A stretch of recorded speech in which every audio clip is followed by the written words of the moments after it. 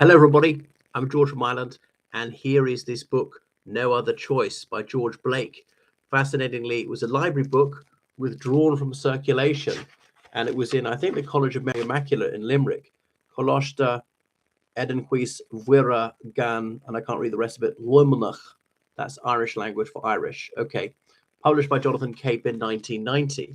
So George Blake is best known as one of the Cambridge spies, but I don't want to retell the whole sordid tale. Anyhow, so this book is mostly got pace. I wouldn't say it's unputdownable. Parts of it are engrossing. In places, the narrative is pedestrian, is analytical in places. So yes, it's an autobiography. It's an apologia. There he is, Mr. Blake, born George Bahar in 1922 in Rotterdam in the Netherlands. So there he was in Moscow, wearing probably some Britannic clothes. There he was. It doesn't really look like him, this one, as a Royal Naval cadet. And there he is as an officer. Okay, so joined the Royal Navy, commissioned as an officer quite quickly. I think intelligence, because of what he did in the Netherlands. There he is as a child in the Netherlands, going to Egypt, wearing a tarbouch, well, I call it fez in Egypt with a bicycle. Stayed with his relatives in the 1930s in Kahire. And there he is as I should say, a prisoner, maybe I should say a hostage in North Korea, because there were no respecters of diplomatic immunity. Having said that, I suppose the United Kingdom didn't recognize the People's Democratic Republic of Korea. That's North Korea in plain English. And with his children in Lebanon, where he's posted with the Foreign Office, MI6, and then his mother, to whom he was incredibly close, who lived almost the age of 100, as he did himself. Okay, and there he has this jovial scene of serenity in an English country garden the year before he was apprehended for his espionage activities. And then his second wife. So he had three children, three sons with his first wife, one with his three children with his first wife, one child, one son with his second wife. And there he is in the Soviet Union. So mostly bearded most of his life. And he just died in COVID. This is 30 years before his death. Died at the age of 98. So yeah, it tells the tale of his upbringing, somewhat emotional in places. It's fairly descriptive. He's obviously a highly intelligent man, and he can lay bare a person in just a few pithy sentences. Has a little bit of dialogue, which obviously recalled from memory decades later, and tells us his inmost thoughts, his gift for dissembling, his political evolution. He went on this odyssey from being a zealous Calvinist with possibly small c conservative leanings to losing the faith, to obviously being a Dutch patriot, then a British patriot. There seemed to be no contradiction between that, as relations very cordial in the mid-20th century. And then when he was in MI6, being a Cold Warrior, not being ideologically committed to it, but I mean, not opposed either, as he had some residual Christian faith. He was obviously cognizant that Christianity was viciously persecuted by communists. This is the time of Stalin, when religious observance was enough to land you in a slave labor camp. Admittedly, that was loosened up in 1941 and tightened up again after 1945, and severely tightened actually under Khrushchev in the early 60s. Ironically, which is just when Blake got caught. The tipping point came when he was in Korea. So when North Korea invades, he had the British legation in Seoul told to stay put, thinking the United Kingdom would be neutral, but it wasn't. Thinking at least their diplomatic status would be respected, but it wasn't. And they were simply taken hostage, held in North Korea, surprisingly not have taken to China or even to the Soviet Union, where there'd be no chance they'd escape. But eventually, that's when he begins to think, am I on the wrong side? And he said it was seeing these American flying fortresses bombing these little villages. Now, a lot of people always get killed in war. Civilians always get killed. Remember, the mid-20th century technology was very primitive. There were no guided missiles back then. But sometimes there just was no military rationale for bombing this. This is just a village of like mud huts. There are no military assets and no military personnel around there. There's no need to bomb them. So some of these people are vicious, or they overzealous, think, well, there might be enemy fighters in this house. Well, there might be, but there's no proof, or there's no even evidence suggestive. They're just doing it anyway. So of course there's some psychopathic killers in the Air Force, and there's just death at a distance. It just seems unreal. It seems like a game. bombing on these people who suddenly seem like as tiny as ants so far below you. They're just so divorced from the reality of it.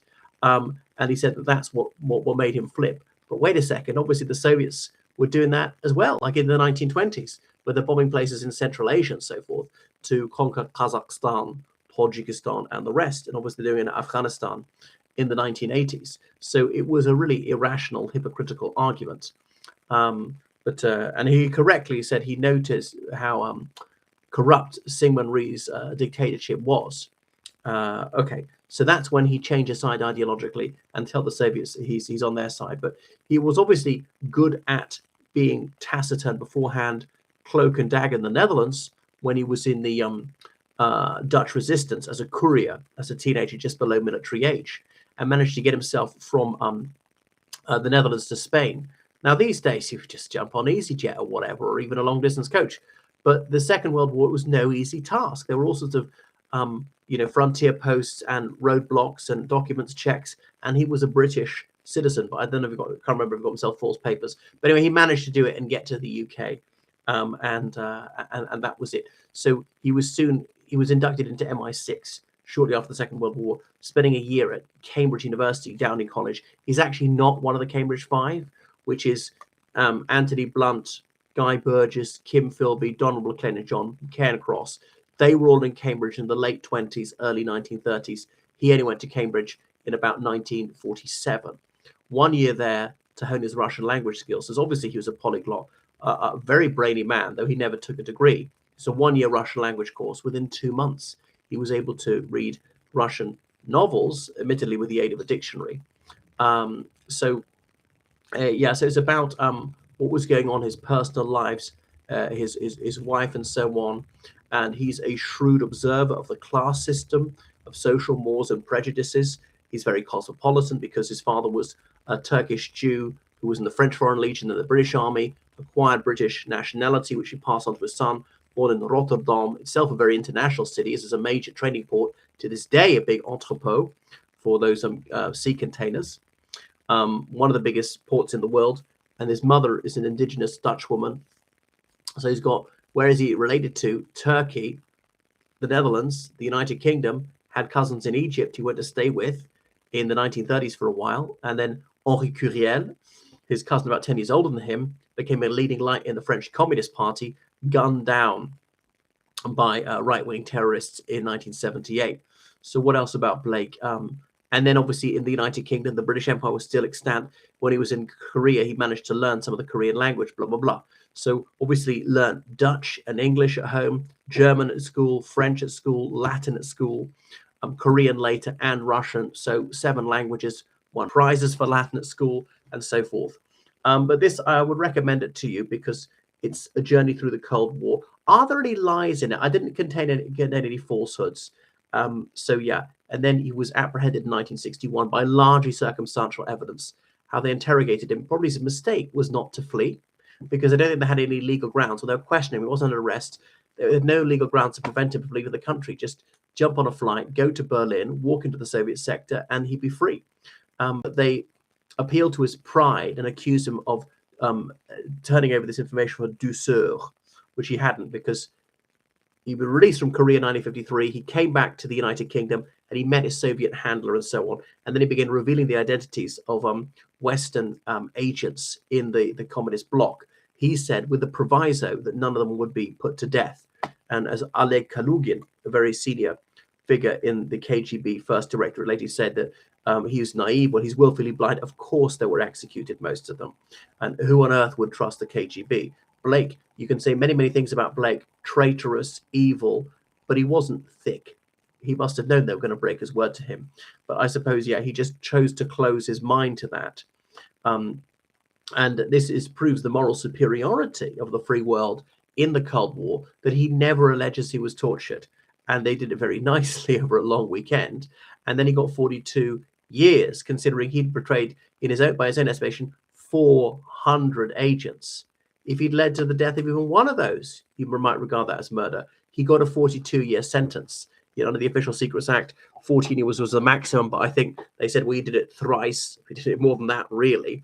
And then two peaceniks busted out of jail with the help of Sean Burke, an Irishman, Sean Burke from Limerick, who was later murdered by the KGB in Kilkee, County Clare. Oleg Kalugin recounts this in his memoirs. So it's quite self-justifying. He appears to be a man of immense fortitude. As people said, the idea of a 42-year sentence, he took that in his stride and determined to get the best out of prison. But he was empathetic, and he realized he's put his wife through the ringer, and the way that she didn't hate him and his sons came round him in the end is a testament to their magnanimity. And then astonishingly managing to escape from Wormwood Scrubs prison with the help of those two and Sean Burke, be hid in a flat in London for 3 months, and then smuggled in a camper van sort of under the floorboards all the way to East Berlin. So that was it, living in relative luxury in the Soviet Union the rest of his life. And obviously accorded a hero's welcome there. But by 1990, it was glasnost, so he could reflect quite candidly on the shortcomings of the Soviet system and how communism, in his own words, was a failure. But he glosses over the massive scale state terrorism of the Soviet Union, the genocide against the Kazakhs, the Ukrainians, in other words, the mass enslavement of alleged political dissidents, the lack of any freedom of expression, of any fair trial, of any rights for people, of security of person, of the right to form a trades union, to strike, to demonstrate, to even move freely within the country, to emigrate, and the relative lack of religious liberty. And the Russian Orthodox Church existed only if the priests were informants for the KGB, which they were.